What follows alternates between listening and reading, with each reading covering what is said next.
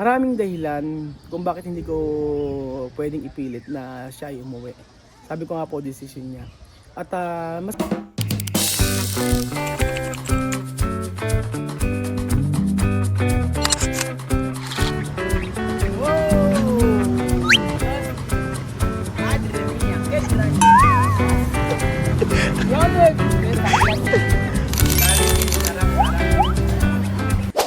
Hay nako mga amigo. Mainit dito sa may Antipolo. Ano pa sa Nueva Ecija. Ay nakakahiya.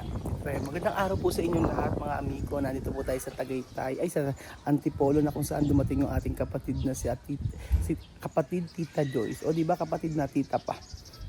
Ito ang pinakamabait na kliyente natin mga amigo. Taas ng respeto ko at para kong kapatid to talaga mga amigo. Ay kami nagchichika-chikahan at pinagkatiwalan niya sa amin ang kanyang bahay. Actually, tapos na ito dati pa. Kaso ngayon pa lang po namin makikita, ngayon pa lang po makikita yung project namin sa Antipolo kasi po ngayon pala siya umuwi. Nagkataon na umuwi siya ngayon, so inaayos niya yung mga dapat ayusin. At eto na po siya. Gusto niyo po makita mga amigo yung katatapusan? Eto na po siya mga amigo. Pinapakita ko po sa inyo ang napakagandang bahay ni Tita Joyce. Charan! O diba? O pa. Sinama namin si Joanna dito mga amigo para ma-relax, ganyan-ganyan. Para at least makita naman niya ang ibang lugar dito sa Maya, Antipolo. So ayan po mga amigo, ready na po ba kayo? Itutour ko po kayo. At syempre, ayan po mga amigo. Ito dati wala to. Ngayon ayan ang extension. O di ba ganda? Naka-picture muna tayo mga amigo. Welcome to our house. Ito yung ginagawa namin kay Joanna para malibang-libang siya dito sa Pilipinas. At sabi nga ganun mga amigo. Baka marami ko kwento sa inyo mga kababayan ko. Ayan po, dito, dati wala yan. Ngayon, ayan na siya. Wala na extension na yan. Ngayon, meron po. So, mapakikita ko sa inyo ang lahat-lahat. May ganun daw pa pala siya. Diba? Naayos talaga siya. Ito, sagdan to eh. Kaya kailangan pala mailipat. So, anyan po kayo. Tao po.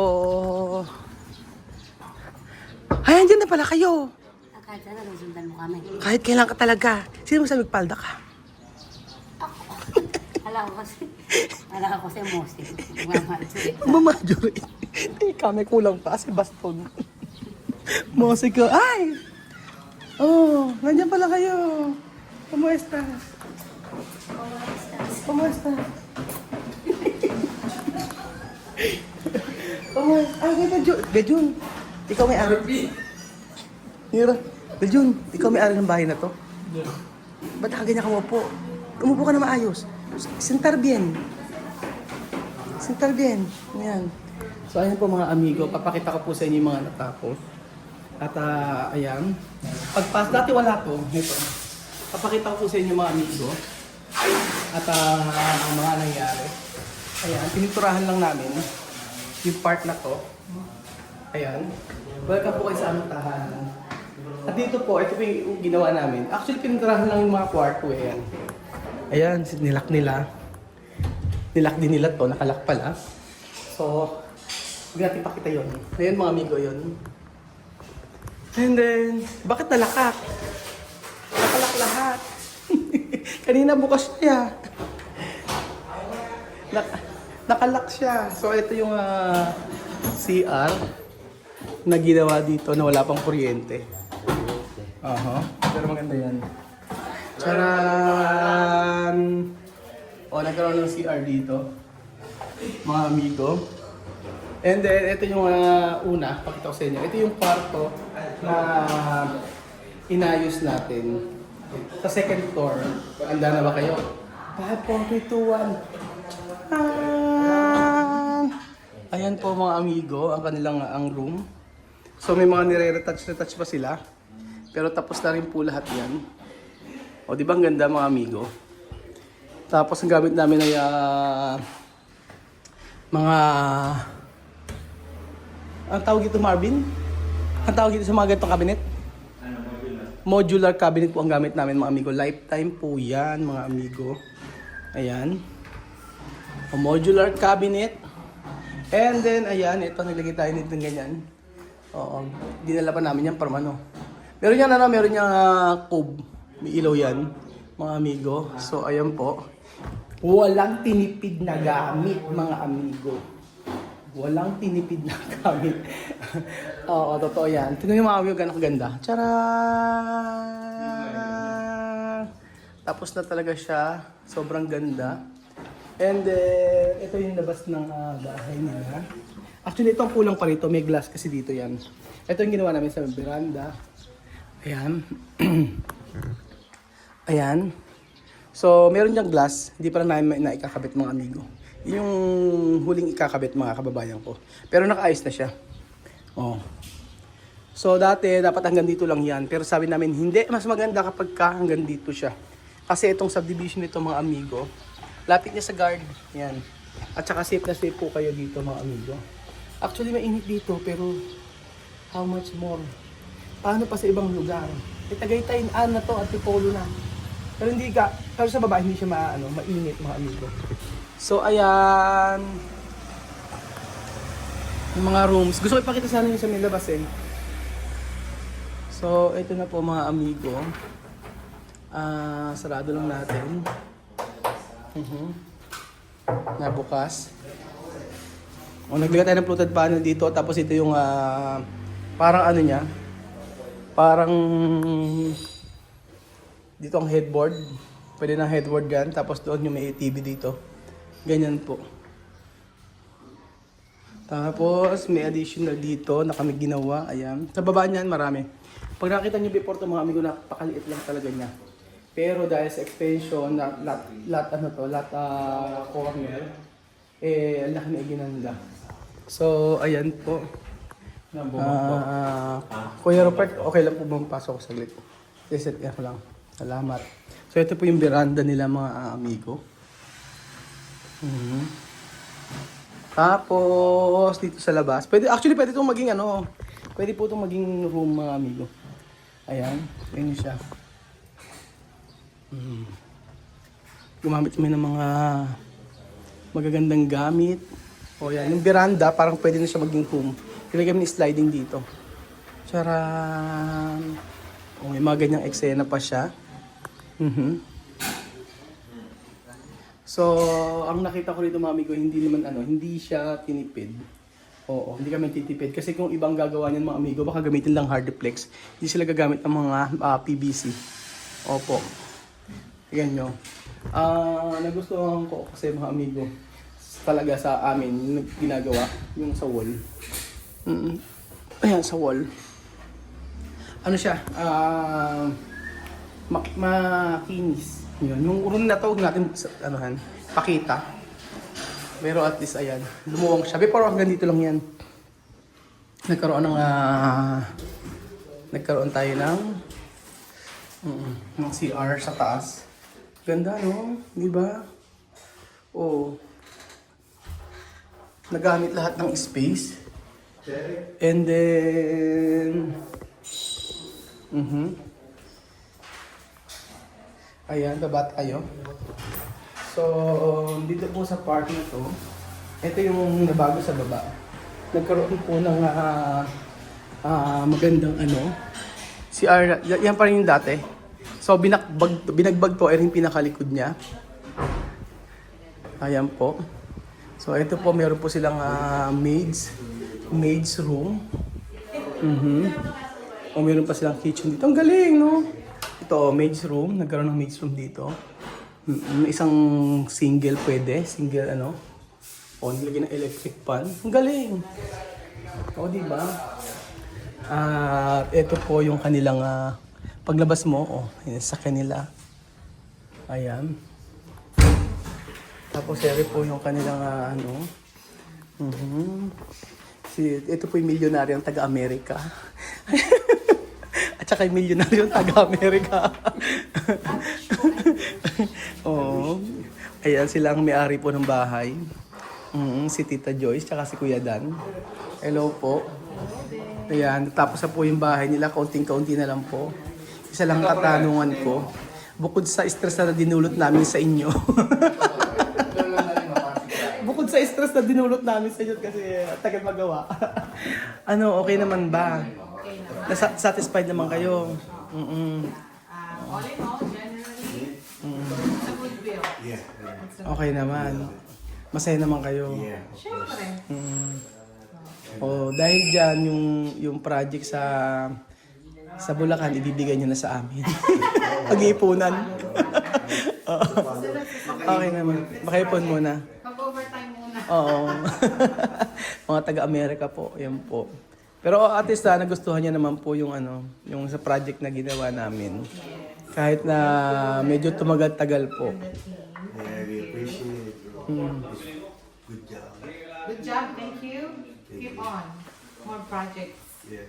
More projects. Salamat Wishing you po. more projects. Yes po. Pag may mga 1 year naman po ang warranty. A while. Oo, pag 1 year may problema, isang call lang kayo, ayusin namin. 1 year pang sasakit ang ulo mo. 1 year pa sasakit ang ulo ko at 1 year pa kami pupunta dito. Eh, babalik naman na sila sa Amerika. O yun po mga amigo, maraming salamat at nagustuhan naman nila yung ating project at na ginawa dito sa kanilang bahay. Walang biro.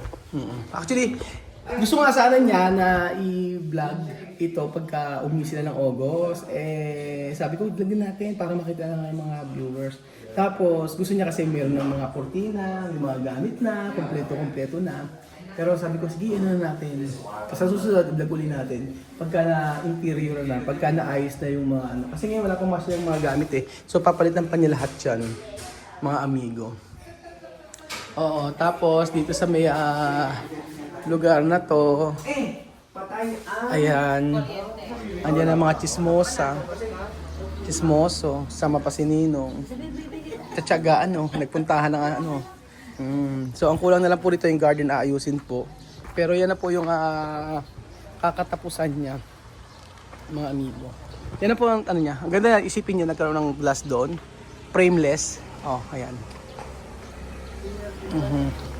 So, yun po mga amigo, ang balita po sa ating project dito sa Antipolo. Tapos na po siya. 99% kasi yung iba ay kinakabit na lang, 1%. Like yung mga ilaw-ilaw. Ngayon, kinabit namin yung mga ilaw ngayon. Yung frame na. Ito, meron naman kami mga gamit na sa dito. And then after nun, tapos na. Ang hindi ko pala nakita ay yun ba ako hindi pinakita? Ay, hindi, okay na lahat. So, ang ganda nga eh. Sabi ko dati, kung gagamit ng ganitong kulay sa may baba, pinag-iba namin, tinry namin iba. Maganda naman pala. Oo.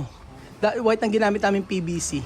Pero kasi sa iba po mga amigo, kung hindi sila gagamit ng mga ganyan, usually ang gagamitin nila, Hardiplex, pipinturahan, kasi mura. Like Hardiplex, magkano? 500? O meron mga 300 plus mga eh. O dalawa lang gamit yan, tapos pipinturahan. Diba? Napakalang tipid. Pero kami hindi. Gumamit kami ng PVC. Magkano isang PVC? Mga fluted panel nga eh. Yung pang outside, 1,000. 1,216, may 1,6 pa isa. Isang piraso lang yung mahaba. Ganun. Kaya sabi ko kami, pag kami gumagawa, hindi kami nagtitipid hindi kami nagtitipid ng materyales. Lahat ay quality. Tsaka yung ano sa amin yung poste. Pag kami ang nagposte, tingin niyo yung poste na ginamit namin. Gano'ng kakapal yan. Diba? Hindi kami gumagamit ng mga poste na maninipis. Kaya nakakatuwa po mga amigo dahil nung sila ay nag-ano dito, nung nakita nila yung bahay to, ang dami mga kapitbahay na pumupunta at gustong gayahin yung style, lalo ni Maki sa may mga ganun. Kasi quality po talaga. So, yun po mga amigo. Yun ang ginagawa namin kay Joanna. Total ayaw niyang umuwi. Nililip namin at inaano namin siya. Pero sabi ko nga po, ang dami kasi nagre-react doon mga amigo. Yun ang ginagawa namin kay Joanna, nilibot para maging ayos-ayos. Actually mga amigo, maraming dahilan kung bakit hindi ko pwedeng ipilit na siya ay umuwi. Sabi ko nga po, decision niya. At mas alam niya kasi yung sarili niya kaysa sa alam po natin. Alam niya ang pamilya niya doon, alam niya kung ano. So siguro much better na siya ang pagdesisyon natin.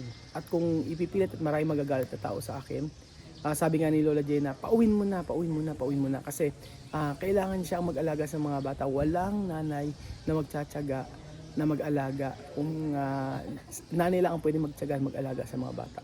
Yun ang sabi niya, which is naunawaan ko noon. Pero sige, total yun naman ang gusto siguro ng kakarami. Or yun din naman ang sabi sa akin ng mga iba.